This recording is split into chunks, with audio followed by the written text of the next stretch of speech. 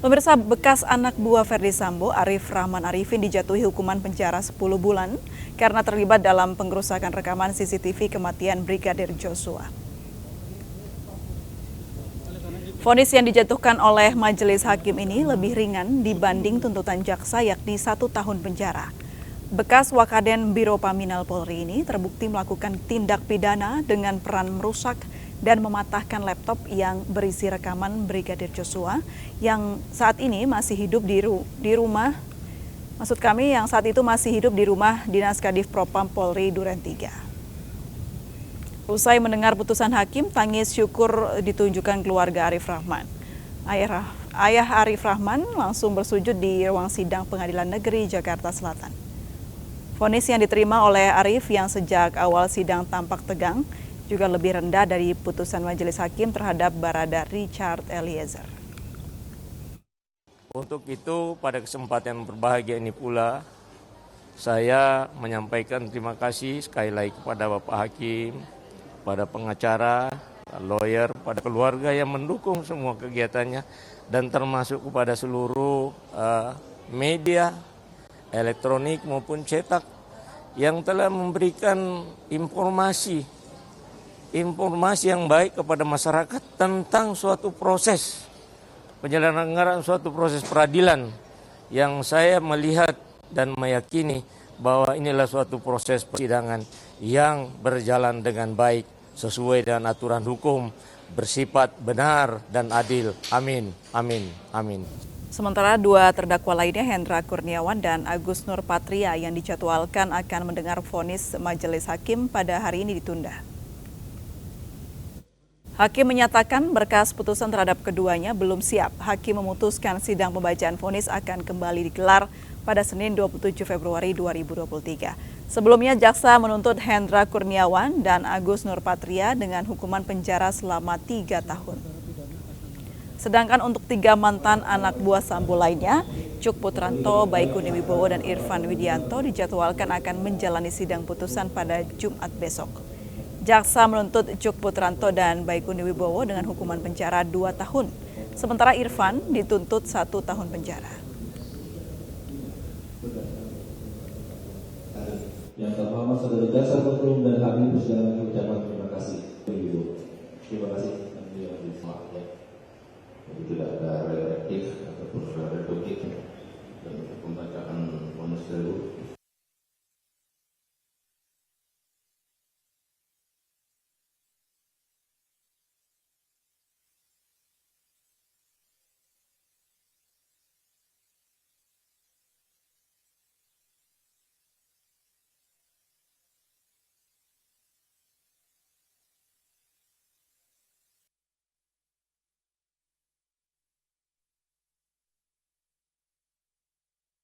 Selamat ala respect for profit, memulihkan yang baik harkat martabat dan menentukan terdakwa dua kendala S.A.K. Ekono kepada majelis hakim yang terhormat yang mempertimbangkan hal-hal peringatkan di terdakwa untuk pengaturan hukum keluarga. 4. Terdakwa telah menyesali perbuatannya. 5. Terdakwa dan majelis hakim memberikan putusan yang seadil berdasarkan proses hukum yang hasil kajian dan hakim. Pemirsa, 1 dari 6 anak buah Ferdi Sambo telah dijatuhi hukuman penjara. Arif Rahman Arifin divonis majelis hakim dengan hukuman pidana 10 bulan penjara. Hukuman ini lebih ringan dari tuntutan jaksa, bahkan disebut lebih rendah dari Barada Eliezer. Kita langsung saja berbincang dengan penasihat ahli Kapolri Irjen Purnawirawan Arianto Sutadi dan pakar hukum pidana Universitas Trisakti Azmi Syaputra. Selamat sore Pak Arianto dan Bang Azmi. Selamat sore Mbak April. Selamat sore Mbak April. Baik, saya ingin ke Pak Arianto terlebih dahulu. Pak Arianto, seperti apa Anda melihat vonis untuk Arif Rahman Arifin yang hanya 10 bulan penjara? Ya, saya agak lega ya, karena menurut saya itu 6 orang anggota Polri yang dilibatkan sebagai pidana OJ itu ya, obstruction of justice, itu menurut saya itu kan mereka sebetulnya tidak ada niat sama sekali untuk terlibat di dalam pidana yang diatur itu ya, karena semua itu sebetulnya yang melakukan obstruction of justice itu kan Pak Sambo sebetulnya. Kemudian dia menyuruh anggotanya semua itu, dan itu pun yang disuruh sepotong-sepotong, kan ada berapa 30 orang yang terlibat kemarin itu, dan kemudian setelah dipilih-pilih baru 6 yang dimasukkan dan termasuk dalam pidana itu. Nah ini kemarin yang hari ini mestinya divonis 3 tapi ternyata hanya 1, si Arif itu ya kan dituduh sebagai melanggar ITE itu ya. Tapi yang primernya nggak terbukti menurut hakim, yang maksudnya yang subsidiar itu, yang merusak laptop itu, sehingga hukumannya lebih ringan daripada tuntutan jaksa. Dan saya pikir memang ini masalahnya kan si Arief ini dulu pernah di kode etik di PTDH kan gitu. Jadi padahal kalau menurut di dalam aturan kode etik itu, seorang anggota polisi yang melanggar pidana yang bisa di PTDH itu hanya kalau menurut Perkap yang lama nomor 11 2014 itu yang hukumannya 4 tahun ke atas dan harus sudah inkrah baru bisa di PTDH. Sedangkan di Perpol yang baru itu di pasal 111 itu tidak nyatakan itu tadi bahwa 4 tahun lebih, tapi seorang anggota polisi yang di PTDH boleh mengajukan pengunduran diri asalkan tidak dituntut pidana dengan hukuman 5 tahun ke atas. Jadi intinya seorang anggota polisi yang terkait pidana itu bisa diberhentikan dari polisi menurut Komisi Etik itu apabila ancaman hukumannya itu 4 tahun ke atas kira-kira gitu. Nah sedangkan ini kan ternyata hukumannya kan cuma 10 bulan ini ya, yang tinggal nanti. Tapi Ahmad Arifin ini kan sudah mengajukan banding ya Pak ya, dan juga ditolak ya. Siapa? Dulu waktu kode etiknya maksudnya. Arief Rahman, iya. Oh iya, kalau kode etiknya memang waktu itu kan diputus kemudian naik banding ditolak, nggak apa-apa kan, karena di dalam Perpol yang baru ini ada mekanisme kasasi. Jadi kasasi itu bisa diberikan kepada putusan PTDH yang sudah berbuat yang sudah mengikat, hanya diberikan oleh Pak Kapolri paling lambat 3 tahun setelah itu. Jadi si Arief ini masih ada jalan ya. Apabila dia hukumannya sekarang menerima 10 bulan gitu ya, dia berpeluang untuk mengajukan kasasi pada Pak Kapolri, dan saya yakin Pak Kapolri akan memberikan kasasi karena ternyata kan putusannya cuma 10 bulan, sedangkan aturan itu kan 4 tahun ke atas gitu. Ya. Baik, saya ke Mas Azmi. Kalau Anda melihat vonis untuk Arief Rahman yang 10 bulan ini apakah sudah pantas dan sesuai?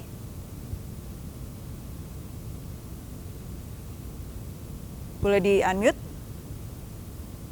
Baik, Mbak April. Kalau kita mengacu kepada tuntutan tentunya ya tidak alangkah lazim dengan diputuskan oleh hakim 10 bulan gitu.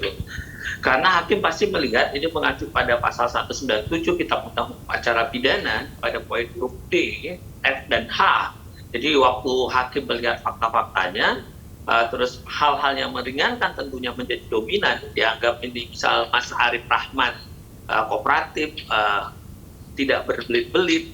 Beberapa kali pertimbangan hakim dalam kasus ini adalah keterbukaan. Sepanjang anggota kepolisian itu dalam persidangan memberikan spektrum positif dalam persidangan dengan tidak berbelit, menerangkan dengan terang, sehingga memudahkan dalam persidangan, karena mereka dituntut adalah Mas Azmi? Akhirnya permintaan maafnya, terus mereka menerangkan dengan sebenarnya ini loh yang sebenarnya terjadi. Inilah yang diambil oleh hakim untuk diberikan keringanan kepada Arief Rahman pada hari ini. Baik. Berarti menurut Anda sudah lazim begitu ya vonis yang diberikan oleh majelis hakim. Saya kembali ke Pak Arianto. Pak Arianto, kalau kita melihat bagaimana sidang kode etik dilakukan terlebih dahulu pada Arief Rahman Arifin ini dibandingkan dengan Richard Eliezer. Kenapa sih Pak? Kenapa Pak Eliezer ini dilakukan sidang kode etiknya setelah putusan vonis dari majelis hakim? Ya, saya bisa menggambarkan ya, pada saat itu kode etik dulu itu dijatuhkan kurang lebih sebulan setelah peristiwa Pak Sambo, itu polisi kan waktu itu dalam keadaan kalut itu ya, bertubi-tubi mendapatkan suatu musibah, suatu kejadian yang sangat spektakuler gitu ya, sehingga seakan-akan lampu polisi dicap jelek sekali. Kok ada segerombolan polisi, ada 30 orang itu di bawah pimpinan Pak Sambo melakukan perbuatan 340, merencanakan dan membunuh ajudannya gitu. Tapi setelah bersidang selama 6 bulan, kan ternyata kan tidak begitu yang terjadi. Yang terjadi itu adalah seorang Pak Sambo yang khilaf, kemudian kehilangan kendali, dia membunuh tapi dengan menggunakan para ajudannya, dan kemudian berusaha menghilangkan jejak-jejaknya itu dengan mengerahkan anggotanya semua itu. Jadi semua orang itu kan waktu kejadian itu tadi disampaikan Bapak tadi. Waktu kejadian itu memang kalut ya, karena ketika kejadian kemudian Pak Sambo itu mencoba bikin karangan yang nggak benar gitu kan, sehingga seakan-akan terjadi tembak menembak, padahal yang terjadi kan penembakan gitu. Jadi makanya tadi disebutkan oleh Bapak tadi bahwa kalau kita jujur ya pasti dihargai oleh hakim gitu. Dulu itu bisa dibayangkan apabila tidak ada Eliezer, tidak ada yang mengaku dan tidak diambil tim khusus yang memeriksa itu, nggak bisa terbuka itu kasusnya sekarang ini gitu. Nah pada saat waktu itu polisi sangat ditekan oleh media tuh kan. Kok polisi buruknya kayak gitu kan. Nah, sehingga Pak Kapolri ambil tindakan tegas. Saya akan tidak tegas semua yang melanggar. Anggota yang melanggar dilihat, nah waktu itu kemudian dikandangkan 30 orang itu. Nah 30 orang itu kan perannya masing-masing nggak sama itu. Pak Sambo terutama itu yang paling kuat gitu ya, dibantu dengan 4 atau 5 orang itu. Sedangkan yang lain itu obstruction of justice. Nah waktu itu buru-buru polisi ingin memberikan kesan bahwa itu melakukan tindakan tegas, berkas yang terlibat pidana disaring-saring dalam waktu 1 atau 2 bulan selesai. Kemudian yang dianggap itu melanggar itu pembantu Pak Sambo langsung waktu itu diperiksa oleh ini dan disidangkan yang 1 hari selesai tuh. Kode etik tuh. Baik. 1 hari selesai. Bayangkan ya, kasus yang 6 bulan diperiksa oleh hakim dengan berbelit-belit itu aja baru terungkap kelihatan setelah 6 bulan kan. Yeah. Itu waktu itu diputus 1 bulan. Jadi waktu itu polisi memang cepat-cepat ingin menunjukkan konsisten untuk menindak yang melanggar. Jadi bukan karena Eliezer ini sebagai justice kolaborator ya akhirnya di antaranya begitu. Kalau Eliezer itu dihargai oleh hakim ya, karena dia sebagai justice kolaborator, jujur, dan dialah kunci. Kalau dia tidak, itu nggak akan terungkap ya. Betul. Baik, untuk terkait sidang kode etik Eliezer yang akhirnya dilaksanakan paling akhir sendiri ini loh Pak. Ya, waktu itu. Itu lebih karena Eliezer ini adalah JC begitu akhirnya. Ya, karena dia kan waktu itu akhirnya ngaku diperiksa Pak Kapolri, ngaku ngomong apa adanya. Nah, oleh karena itulah mungkin dia dianggap lah ini penting banget, bagus gitu ya. Sementara yang lain-lain itu kan udah dituduh gitu aja dulu tuh, batu-batu Pak Sambo itu. Baik, saya ke Mas Azmi kembali. Menurut Anda selama jalannya persidangan ini baik vonis dan juga sidang kode etik yang dijalankan, apakah sudah sesuai? Ada catatan? Saya melihat ada filter yang baik tentunya dari kode etik maupun majelis hakim dalam melihat fakta dan keadaan yang sebenarnya. Walaupun ini saya bilang ada karakteristik tersendiri, saya harus menambahkan kepada Baradae tentunya, kenapa di belakangan, karena memang spektrum kejujuran itu lebih dominan di Baradae, harus kita akui gitu. Di antara orang-orang saksi-saksi yang terjadi pada waktu itu ataupun orang-orang pengendalian di bawah Pak Sambo, hanya Baradae yang mungkin memilih resiko yang lebih besar, maka dia adalah di belakangan menurut saya, karena keterangan-keterangan awal itu sebelum dijatuhkan sidang komisi etik pada waktu itu tuh ya memang saling mengganjal, saling mengunci dan segala macam. Itu lebih lentur sewaktu dijatuhkan oleh kepolisian berani menindak tegas gitu loh. Inilah yang akhirnya terurai lebih mudah, tidak ada tekanan-tekanan. Maka Baradae mungkin pada sama seperti yang tadi disampaikan oleh beliau, Pak Kapolri ataupun petinggi Polri pada waktu itu sudah ada garansi kalau ini memang sampai pada akhir bisa jadi memang tidak diberhentikan sebagai wujud perhatian ataupun atensi dari Kapolri ataupun pimpinan kepolisian bahwa anak buah yang jujur sekalipun pangkat terendah tapi berani meluruskan ataupun berani membantah perintah atasan yang memang bertentangan. Nah inilah yang mungkin diberikan ganjaran, karena yang lain-lain ini kan bisa dibilang ya kalau memang ada ya Pak, andai pada waktu itu skenario Pak Sambo juga adalah bisa berjalan mulus, orang-orang yang mungkin punya petinggi-petinggi ini di luar memang terperdaya atau dibohongi oleh Pak Sambo, ya ini juga ceritanya kan juga akan berbeda gitu loh. Kalau memang ini baik-baik saja dan lurus-lurus saja, Mbak. Baik, jadi vonis dan juga status yang diberikan kepada Eliezer menjadikan pembelajaran ke depannya ya, bahwa pangkat yang paling rendah kalaupun itu jujur masih tetap dipertahankan. Dan itu sebaliknya seperti Pak Arif Rahman ini dan juga 2 lainnya sudah di PTDH. Nah, bicara soal status ini yang menarik Bang Azmi begitu ya. Apakah bisa nanti Arif Rahman dan juga 2 lainnya, Agus dan juga Hendra, bisa kembali lagi ke institusi Polri, karena tadi dikatakan Pak Rianto ada jalannya ini.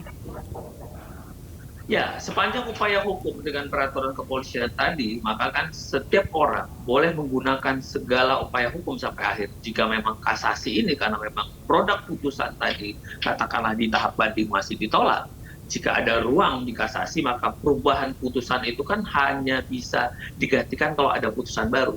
Sepanjang putusan kasasi nanti menemukan fakta-fakta baru, ada keadaan-keadaan baru, dan akhirnya mengadili sendiri dengan pertimbangannya katakanlah dikabulkan, ya mungkin ini adalah satu hal baru yang memang harus dipertimbangkan oleh Pak Kapolri atau petinggi Polri gitu loh. Tapi kalau memang nanti akhirnya juga upaya hukum ini tidak menemukan satu jalan yang lebih positif, ya tentu ini juga sebuah sejarah yang memang menjadi pelajaran buat anggota kepolisian. Semua upaya harus dilakukan sampai akhir, Mbak April. Dalam hal ini kasasi harus dilakukan. Baik, baik. Terima kasih Irjen Purnawirawan Arianto Sutadi, penasihat ahli Kapolri, dan juga Bang Azbi Syaputra, pakar hukum pidana Universitas Trisakti Jakarta, sudah bergabung dan berbincang bersama kami. Semoga dengan status dari Eliezer dan juga terdakwa lainnya ini bisa berdampak lebih baik lagi ke depan, khususnya untuk instansi Polri. Selamat sore Bapak-Bapak. Terima kasih. Sore, mohon izin, Mas.